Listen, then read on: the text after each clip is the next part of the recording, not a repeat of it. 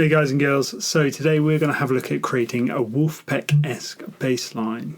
Now if you haven't heard of Vulfpeck before, I entirely encourage you to go and have a look at them. They are really awesome, loads of really cool bass lines, so completely worth checking out. I would have definitely shown you some of these songs, probably shown you how to play them as well. So I really encourage you to go have a look, and I'll put how to spell their name up on the screen now, somewhere here, there. Somewhere. Now hopefully you've gone away, had a listen to them, kind of get an idea of the feel we're going for. Now a lot of their bass lines are actually based around groove as opposed to chord progressions, so we actually don't have to worry too much about knowing which chord goes with which or having to know any real kind of melodic theory or harmonic theory.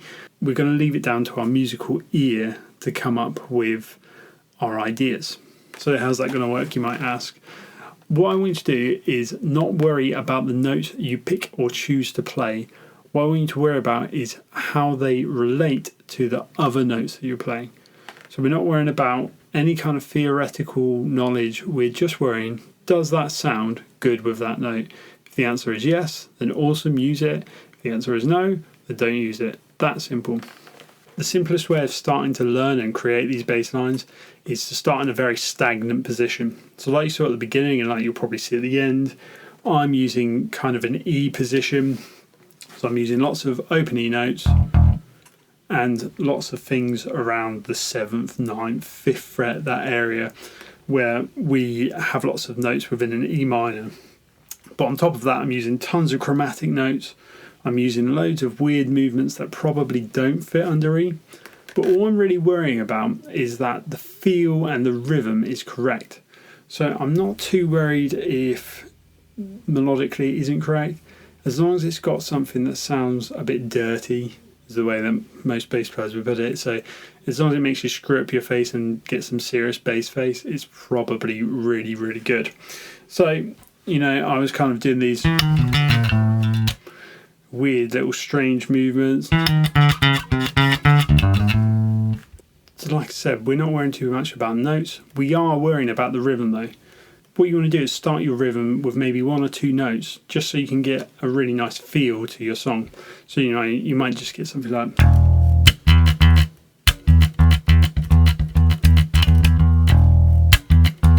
and then you fill in the gaps.